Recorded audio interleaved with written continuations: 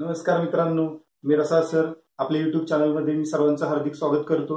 या YouTube चॅनलच्या माध्यमातून आपण नवीन व्हिडिओ आपल्यासाठी घेऊन येणार आहे, ज्याच्यामध्ये आपण नवीन कोर्स स्टार्ट केलेला आहे आणि हा कोर्स 12वी सायन्सच्या फिजिक्स या सब्जेक्टच्या रिलेटेड आहे आणि फिजिक्स मधले आपण काही चॅप्टर कव्हर करण्याचा प्रयत्न या कोर्समध्ये करणार आहे, ज्याची सुरुवात आपण ऑलरेडी केलेली आहे। ज्याच्यामध्ये आपण पहिला चॅप्टर शिकवण्याचा प्रयत्न करतोय, तो आहे रोटेशनल डायनामिक्स। आता रोटेशनल डायनामिक्स मध्ये आपण आतापर्यंत जे व्हिडिओ तयार केलेला आहे त्या व्हिडिओमध्ये आपण सर्क्युलर मोशन म्हणजे काय, सर्क्युलर मोशन मध्ये असणारे टर्म आहेत angular displacement, angular velocity, angular acceleration, याचे डेफिनेशन वगैरे आपण पाहिले, त्याचे फॉर्म्युले वगैरे पाहिलेले आहेत। त्याच्यानंतर आपण युनिफॉर्म सर्क्युलर मोशनचे डेफिनेशन पाहिलेले आहे। त्या युनिफॉर्म सर्क्युलर मोशनचे काही कॅरेक्टरिस्टिक पाहिलेले आहेत, नॉन युनिफॉर्म सर्क्युलर मोशनचे डेफिनेशन पाहिलेले। आज आपण या सर्क्युलर मोशनचे काही ऍप्लिकेशन पाहणार आहे। पण ऍप्लिकेशन पाहण्याच्या अगोदर, या व्हिडिओला सुरुवात करण्याच्या अगोदर, जर तुम्ही या चॅनलवरती नवीन असाल तर आपल्या चॅनलला सबस्क्राइब करा। जर तुम्हाला आपले व्हिडिओ आवडत असतील तर नक्की लाईक करा आणि जास्तीत जास्त 12वी सायन्सच्या विद्यार्थ्यांपर्यंत शेअर करा, जेणेकरून कोणत्याही प्रकारची फिजिक्सची अडचण तुमच्या मनामध्ये राहणार नाही। चला तर मग आपण या ऍप्लिकेशनला आपण सुरुवात करूया। तर त्याच्यामध्ये पहिलं जे ऍप्लिकेशन आहे ते आपल्याला शिकायचे व्हेइकल अलोंग ए कर्व्ड हॉरिझॉन्टल रोड। आता या ऍप्लिकेशन मध्ये आपण मॅक्झिमम सेफ्टी स्पीड कॅल्क्युलेट करणार आहे। आता ते मॅक्झिमम सेफ्टी स्पीड कॅल्क्युलेट का करायचे ते महत्त्वाचं आहे। जर आपल्याला एखाद्या वळणावरून सुरक्षितरित्या जायचं असेल तर आपल्या गाडीचं जे स्पीड आहे हे लिमिटेड पाहिजे, तरच आपण त्या वळणावरून सुरक्षितरित्या जाऊ शकतो। पण ते स्पीड किती असायला पाहिजे हे आपल्याला कॅल्क्युलेट करणं गरजेचं आहे। त्यासाठी हे पहिले ऍप्लिकेशन आहे व्हेइकल अलोंग ए कर्व्ड हॉरिझॉन्टल रोड। आता सुरुवातीला आपण असं कन्सिडर करू शकतो, consider a mass m of vehicle which is moving with velocity v along curved horizontal road। याचा अर्थ असा आहे की जर समजा आपण कन्सिडर केलं की एक व्हेइकल आहे ज्याचं मास आहे m with the mass of vehicle and v with the velocity of that vehicle and r with the radius of horizontal curved road। आता ज्यावेळेस एखादी गाडी व्हेइकल ही वळणावरती असेल त्यावेळेस त्या ठिकाणी कोणत्या प्रकारचे फोर्सेस त्या व्हेइकल वरती ऍक्ट होत असतील, तर आपल्याला माहिती असेल की ज्यावेळेस एखादी गाडी ही वळणावरती असते तर त्याच्यावरती एकूण 3 प्रकारचे फोर्सेस ऍक्ट होतात। कोणते 3 प्रकारचे फोर्सेस आहेत? एक आहे नॉर्मल रिएक्शन, दुसरा आहे गाडीचं वेट दॅट इज mg आणि तिसरा आहे फोर्स ऑफ स्टॅटिक फ्रिक्शन। इथं आपण लिहिलेलं आहे बघा, first force acting on vehicle will be capital N, which is nothing but the normal reaction of road on the vehicle in vertically upward। Second force acting on that vehicle will be m into g, that is weight of the vehicle in vertically downward direction। And last force acting on the vehicle will be Fs, which is nothing but the force of static friction along the horizontal road।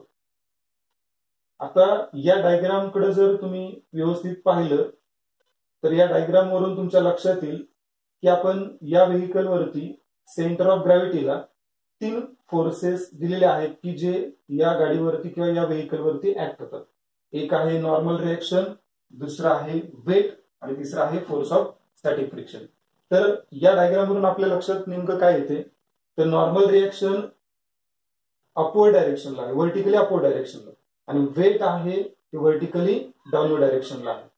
तर याचा अर्थ असा आहे की normal रिएक्शनच्या exact opposite force कोणता आहे? Weight आहे। आपण असं म्हणू शकतो की normal reaction be the balanced by mg, normal reaction be the balanced by mg। आता हे कशावरून आपण सांगितले according to Newton's third law of motion. Every action equal and opposite reaction. So that we can write normal reaction is equal to weight, that is mg. मग या इक्वेशनला आपण equation number 1 देऊया. त्याच्यानंतर आपण याच डायग्रामचा आधार घेऊन दुसरा पॉइंट एक कन्सिडर करू शकतो की जो कर्व घेतलेला आहे त्या कर्व नुसार आपल्याला माहिती आहे की सेंटर जो आहे तो या व्हेकलच्या लेफ्ट साइडला असणार आहे, बरोबर आहे, म्हणजे या साइडला असेल. आणि जो फोर्स एखाद्या सर्क्युलर मोशन मध्ये असलेल्या वस्तूवरती किंवा व्हेकलवरती असेल आणि तो अलॉंग द रेडियस आणि डायरेक्टेड टुवर्ड द सेंटर असेल तर तो सेंट्रिपेटल फोर्स असतो. किंवा दुसरी एक गोष्ट आपल्याला माहिती असणं गरजेचे, for maintaining circular motion centripetal force is required, and in this situation centripetal force is required for the vehicle for moving safely along curved horizontal road. So that we can say that if the vehicle moving with particular velocity safely along a curved horizontal road, circular motion of that vehicle will be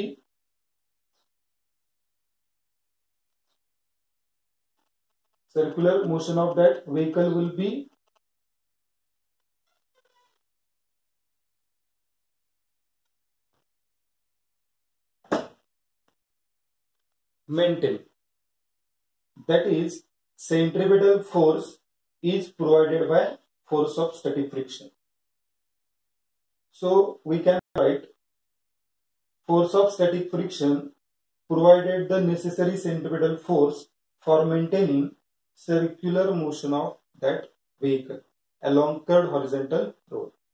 So Fs is equal to centripetal force, which is nothing but the mv square by r or the mr omega square. या इक्वेशनला आपण equation number समजा 2 दिले.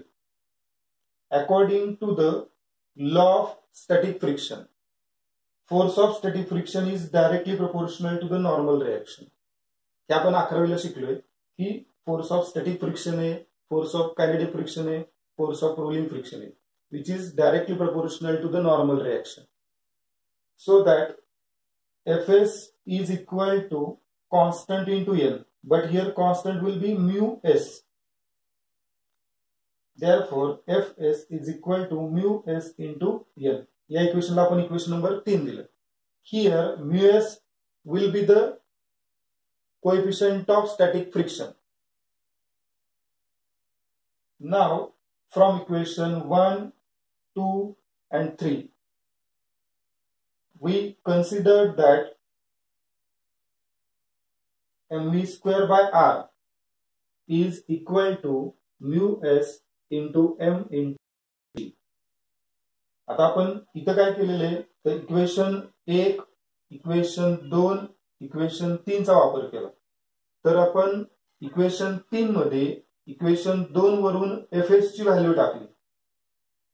तसंच equation 3 मध्ये equation 1 मधली normal reaction ची ही value टाकली. आता आपल्याला या इक्वेशन मध्ये mv square by r is equal to mu s into m into g मिळाले. तर याच्यामध्ये m हा फॅक्टर डाव्या बाजूला अंशामध्ये आहे आणि उजव्या बाजूला सुद्धा अंशामध्ये आहे. जो m काय होणार आहे कॅन्सल होणार आहे. आणि r जो आहे तो डाव्या बाजूला छेदामध्ये आहे, तो उजव्या बाजूला जाऊन कुठे जाणार अंशामध्ये. डाव्या बाजूला फक्त काय राहणार आहे v square. Therefore v square is equal to mu s into r into g. आपल्याला v कॅल्क्युलेट करायचं आहे. मग v कॅल्क्युलेट करण्यासाठी आपण काय घेऊ शकतो, taking square root on both side. Therefore we can write root of v square is equal to root of mu s into r into g. Square रूटला स्क्वेअर कॅन्सल होणार आहे. Therefore v is equal to root of mu s r into g. त्याला equation number आपण 4 देऊ शकतो. तर हा जो v आहे तो v मॅक्स लिहिलाय मी. आणि v मॅक्स काय रिप्रेझेंट करतो, the maximum safety speed of the vehicle when vehicle moving along curved horizontal road. तर या ऍप्लिकेशनच्या आधारे आपण मॅक्झिमम सेफ्टी स्पीड कॅल्क्युलेट केलं, जर एखादी गाडी एवढ्या मॅक्झिमम स्पीडनं जर त्या वळणावरून गेली तर ती सुरक्षितरित्या त्या वळणाला क्रॉस करून जाऊ शकते, जेणेकरून त्या गाडीचा कुठल्याही प्रकारचा ऍक्सिडेंट होणार नाही. थँक्यू.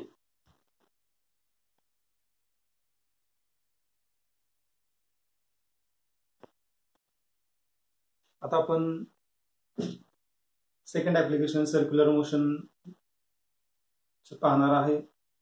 त्या सेकंड ऍप्लिकेशन मध्ये आपण मिनिमम व्हेलॉसिटी कॅल्क्युलेट करणार आहे. ती मिनिमम व्हेलॉसिटी असणाऱ्या व्हेकलची, आणि ती व्हेकल जी आहे ती हॉरिझॉन्टल सर्कल मध्ये एखाद्या वेल ऑफ डेथ मध्ये, त्यालाच आपण मौत का कुवा म्हणतो, जे आपण पाहतो सर्कसमध्ये किंवा वेगवेगळ्या यात्रा असतील, गावामध्ये भरणाऱ्या यात्रा असतील, त्याच्यामध्ये मौत का कुवा असतो. तर त्याच्यामध्ये एक रायडर असतो, मोटरसायकलिस्ट असतो, तो त्या टू व्हीलरला हॉरिझॉन्टल सर्कलमध्ये जोरजोरामध्ये खूप जास्त स्पीडमध्ये तो त्या हॉरिझॉन्टल सर्कलमध्ये मूव्ह करत असतो. परंतु त्या गाडीचं स्पीड जर कमी झालं तर ती गाडी खाली येऊ शकते. कुणामुळे? तर त्या गाडीचं जे वेट आहे त्या वेटमुळं ती गाडी खाली येऊ शकते. पण जर तुम्ही किंवा त्या मोटरसायकलिस्टनं त्या गाडीचं स्पीड हे जर फिक्स ठेवलं, कॉन्स्टंट ठेवलं, तर तो सेफली त्या हॉरिझॉन्टल सर्कल मध्ये फिरू शकतो, म्हणजे त्याची सर्क्युलर मोशन मेंटेन राहू शकते. मग आता किती स्पीड असणं गरजेचं आहे जेणेकरून तो सुरक्षित त्याच्यामध्ये हॉरिझॉन्टल सर्क्युलर मोशन मध्ये राहू शकतो? तर ते स्पीड आपल्याला कॅल्क्युलेट करायचं. जास्तीत जास्त स्पीडनं तुम्ही सुरक्षित राहू शकता, पण त्याचं स्पीड कमीत कमी किती पाहिजे जेणेकरून त्याची सर्क्युलर मोशन मेंटेन होईल, तर ते आपल्याला या ऍप्लिकेशन मध्ये कॅल्क्युलेट करायचं. चला तर मग आपण सेकंड ऍप्लिकेशन पाहू. सेकंड ऍप्लिकेशन आहे वेल ऑर वॉल ऑफ डेथ. यालाच आपण मौत का कुवा म्हणतो. आता याच्यामध्ये फिगर तुम्ही कन्सिडर केले वेल ऑफ डेथ किंवा वॉल ऑफ डेथ, मौत का कुवा. या फिगर मध्ये आपण असं कन्सिडर करतो एक सिलेंड्रिकल वॉल आहे किंवा सिलेंड्रिकल वेल ऑफ डेथ आहे असं आपण म्हणूयात. तर या वॉलवरती, सिलेंड्रिकल वॉलवरती या ठिकाणी आपण व्हेकल जर कन्सिडर केली तर त्या व्हेकलवरती मोशन मध्ये असताना 3 प्रकारचे फोर्सेस या ठिकाणी दाखवलेले आहेत. कोणते 3 फोर्सेस आहेत? तर एक नॉर्मल रिॲक्शन आहे या दिशेनं, फोर्स ऑफ स्टॅटिक फ्रिक्शन आहे वरच्या दिशेनं, आणि त्या गाडीचं वेट आहे ते खालच्या दिशेने. There are 3 forces acting on the vehicle when it is moving in a cylindrical well of death या cylindrical wall, which are force of static friction, normal reaction and weight of the vehicle. Here m be the mass of vehicle, v be the velocity of that vehicle and r be the radius of well of death or the cylinder. There are 3 forces which are as follows. First is force of static friction between tires of vehicle and the cylindrical wall. Second force acting on the vehicle will be mass into gravity, that is weight of the vehicle, and last force acting on the vehicle will be N, that is normal reaction of cylindrical wall on the vehicle. आता या diagram नुसार आपल्याला अशी माहिती मिळू शकते की एक फोर्स आहे तो व्हर्टिकली अपवर्ड आहे आणि दुसरा फोर्स एक्झॅक्टली त्याला अपोजिट डाऊनवर्ड डायरेक्शनला. याचा अर्थ असा आहे, according to the Newton's third law of motion, force of static friction is balanced by weight of that vehicle. So we can write force of static friction is balanced by mg. Therefore Fs is equal to the mass into gravity, m into g. याला आपण equation number 1 मानले, बरोबर आहे. आता second point जो आहे तो पण त्या फिगरच्या आधारे आपण घेऊ शकतो. आपल्या असं लक्षात येते की जी व्हेइकल हॉरिझॉन्टल सर्कल मध्ये फिरते तर त्या सर्कलची रेडियस r आहे आणि जो तिसरा फोर्स त्या व्हेइकल वरती आहे जो नॉर्मल रिएक्शन आहे तो त्या रेडियसच्या अलोंग आहे. हा जो तिसरा फोर्स आहे नॉर्मल रिएक्शन हा रेडियसच्या अलोंग आहे आणि त्याची डायरेक्शन कुठे आहे, towards the centre of that cylinder. याचा अर्थ असा आहे की नॉर्मल रिएक्शन हा एक प्रकारचा फोर्स आहे आणि तो सेंट्रिपेटल फोर्स प्रोव्हाइड करण्याचं काम करतो. आपल्याला माहिती आहे for maintaining circular motion of vehicle or the object or the particle, centripetal force is required. In this condition, normal reaction is provided the necessary centripetal force for maintaining circular motion of that vehicle. So that we can write N is provided the necessary centripetal force. Therefore, N is equal to centripetal force which is equal to mv square by r or mr omega square. या इक्वेशनला आपण equation number 2 दिले. According to law of force of static friction, force of static friction is directly proportional to the normal reaction.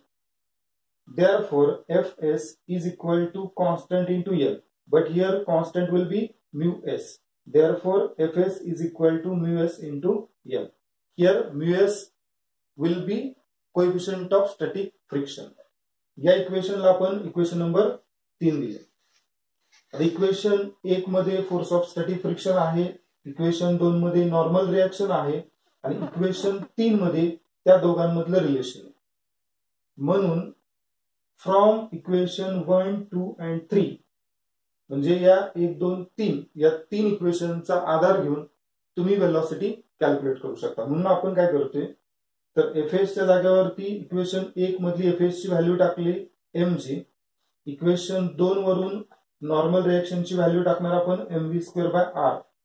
म्हणजेच ही equation 3 आपल्याला लिहिता कसं येणार आहे तर म्यू एस आहे असं राहील आणि जिथं n आहे त्या ठिकाणी आपण काय लिहिले mv square by r is equal to जिथं Fs आहे त्या ठिकाणी आपण काय लिहितोय mg.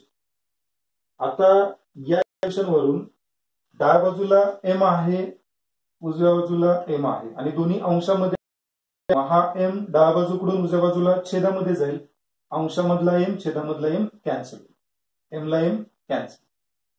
हा r आहे तो डाव्या बाजूला छेदामध्ये आहे तो आपण समजा उजव्या बाजूला नेला तर कुठे जाणार अंशामध्ये आणि तो g ला काय होणार मल्टिप्लाय. आणि हा म्यू एस आहे तो अंशामध्ये आहे तो उजव्या बाजूला गेल्यानंतर कुठे जाणार छेदामध्ये जाणार, बरोबर आहे.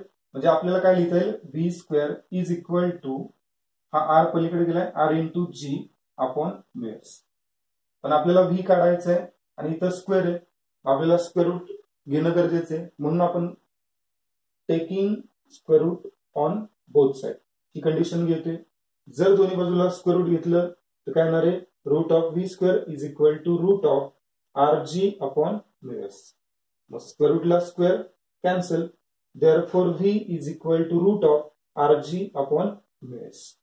त्याला आपण इक्वेशन नंबर 4 दिले आणि या इक्वेशन मध्ये v च्या ऐवजी मी काय लिहिले v मिनिमम. तर v मिनिमम काय रिप्रेझेंट करते minimum velocity of that vehicle up to which या for which this vehicle moving safely along horizontal circle in a cylindrical wall, the cylindrical wall of death or well of death. Minimum velocity असेल तोपर्यंत ती गाडी ती vehicle motorcycle व्यवस्थितरित्या त्या cylindrical wall मध्ये horizontal circle मध्ये फिरत राहील. अदरवाइज स्पीड या स्पीड पेक्षा जर कमी झालं तर ती गाडी काय होणार आहे सर्क्युलर मोशन मेंटेन करू शकणार नाही.